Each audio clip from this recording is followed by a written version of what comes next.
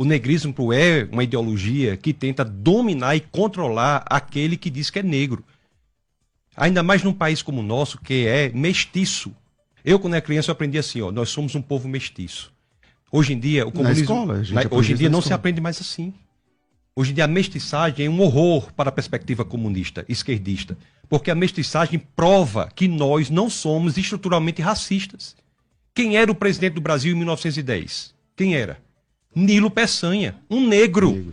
Presidente da República Federativa do Brasil, um negro. Nilo Peçanha, no início do século passado, muito antes do que Obama. Quem é o patrono da literatura brasileira? Machado de Assis, um negro. Quem é Pelé? É o quê? Chamado como Rei Pelé. Basta olhar para as evidências, andando na rua, você vai ver as pessoas absolutamente misturadas. Se nós fizermos qualquer exame aqui de genético, nós vamos ver que temos uma mistura belíssima e essa perspectiva está sendo perdida, atacada de forma feroz pelo comunismo para dividir as pessoas. Não há racismo estrutural no Brasil, pode haver racistas, mas racismo, o Brasil deu uma solução pacífica à tensão racial pela mestiçagem. E é isso que nós devemos defender. Defender que temos a solução. A esquerda não. O comunismo quer promover o crescimento da tensão. E tem outra coisa também que tem que ser dita. No IBGE, que passou agora recentemente, quando você vai marcar lá, você marca o quê? Quem é mestiço? Marca o quê? Por que o IBGE não tem mestiço? Tem pardo. E por que que o comunismo, a esquerda, quando quer considerar que você tem 50, 60, 70, 80% de negros no Brasil, você soma negros e pardos. E quando você quer considerar que só tem 8% de negros, você separa. Se você vai dizer que qual é a porcentagem de negros... Depende da pauta, né? Qual é a população carcerária de negros no Brasil? Somam-se negros e pardos. E quem é pardo? Pardo é mestiço, por exemplo, de brasileiro com japonês. Não, eu no meu registro sou pardo. Pardo. Então você será considerado para a população negra carcerária e será desconsiderado para a população negra na alta administração federal, por exemplo. É claro.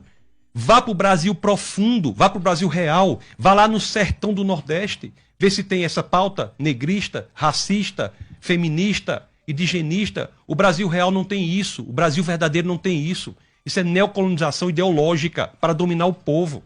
A mesma coisa a mulher. A mulher não é feminista. Quem gosta do feminismo é a feminista, não a mulher. Quem gosta do indigenismo é o indigenista, não o índio. Quem gosta do negrismo é o negrista, não o negro. Porque essas pessoas são escravizadas por esses movimentos ideológicos.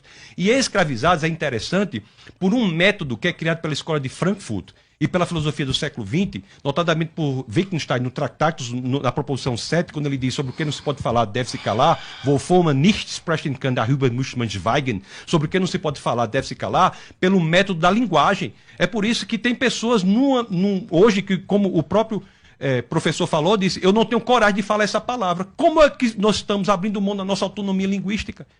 Por que há palavras que você não pode dizer? Estão acabando a linguagem, porque da forma que nós falamos, nós pensamos. Da forma que nós pensamos, nós agimos.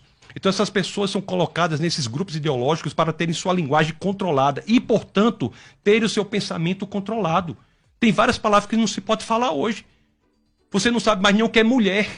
O que é mulher? Ninguém sabe dizer. Quanto mais o que é normal, quanto mais o que é verdade, quanto mais o que é qualquer coisa, não se sabe dizer. O movimento LGBTista, por exemplo, tem em sua sigla a letra Q, que significa queer. Qual é o significado de queer? Ninguém sabe. É uma palavra cuja definição não é definível. Isso é para atacar ferozmente a capacidade linguística da população e, portanto, a capacidade de pensamento. O homossexual é vítima do LGBTismo. Considera a situação do ex-deputado federal, hoje já falecido, o senhor Clodovil Hernandes. Colocava sua opinião independente, notadamente homossexual, colocava sua opinião independente e era fortemente atacado pelos demais. Então nós temos que ver isso. As crianças estão sendo destruídas também por essas mesmas pautas. A diferença que tem, quando é que se sabe que é loucura e que não é? Nas evidências.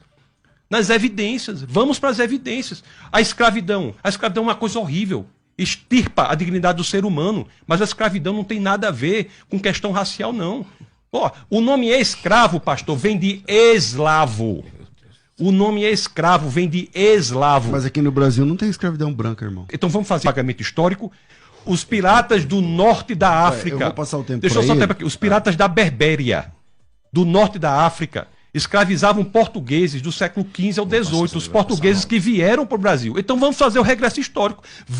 Vamos agora... Mas aqui no Brasil não tinha escravo. Não foram os portugueses que fizeram? Não é a regressão histórica? Então vamos buscar agora dos portugueses que foram escravizados pelos piratas da Berbéria do norte da África. Vamos cobrar lá dos muçulmanos do norte da África essa compensação histórica.